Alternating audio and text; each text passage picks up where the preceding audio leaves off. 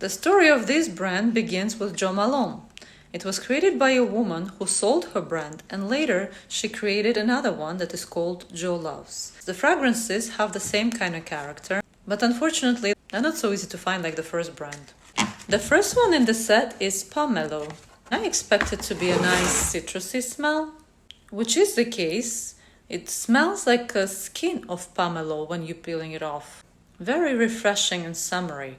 Very often you find bergamot, lemon and oranges, but pomelo with its freshness and bitterness is very difficult to depict, and I think this one does a great job with it.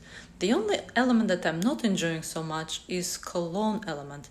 These cologne vibes are not very strong in here, and very quickly they give room to soapy notes, which also are not my favorite, but I guess it's very good to create the feeling of freshness. The second perfume in the set is called Jo by Jo Loves, and this is the signature scent of the brand. To me, it's a continuation of the same theme of Pomelo, but it's a little bit more intense and has a nicer base. The official description reveals that it's actually a combination of different citruses. There is grapefruit, lime and bitter orange, while Pomelo has pomelo and rose on the top. The middle notes and the base I find a bit misleading because Pomelo has patchouli and suede in the base, while Jo by Jo Loves has black pepper, vetiver, gaiac wood and cedarwood. If you don't read the description, you will not single out these notes.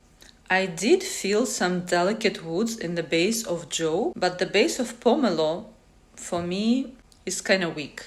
And overall, I would say Pomelo is a very intimate kind of fragrance, while Jo by Jo Loves is a bit brighter.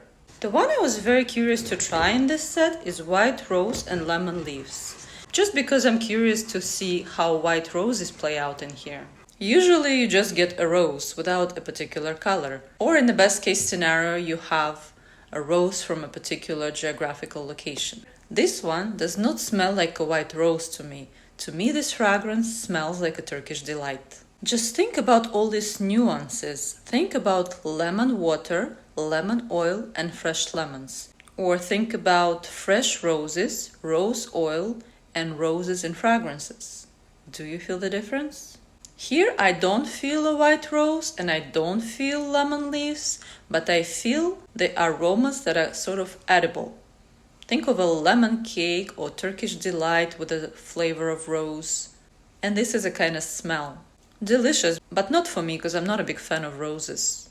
Green Orange on Coriander. I was very curious about the name of this fragrance, but to my unpleasant surprise it smells like a cologne. I think it could be a great cologne for a young guy, for someone who is under 25, or maybe for ladies who like colognes, but it's not me. There are two perfumes in the set that smell very, very delicate. So delicate that I think they could be appropriate for children. And these are Rose Petal 25 and Orange Butterflies. Rose Petal smells like rose water, and Orange Butterflies smells like orange blossom water. Pink Vetiver. Would it be politically incorrect to say that this is a perfect fragrance for gay men? I don't know. But think about it this way. It's a cologne-like perfume that is very feminine at the same time. When I sprayed it, I was immediately charmed by that spicy bouquet, where pink pepper is in the middle. And I love pink pepper. And here it has a veil of other spices. The only thing is that I don't like cologne. And I had to wait for this cologne to evaporate. And when it did evaporate, I was in love with this smell.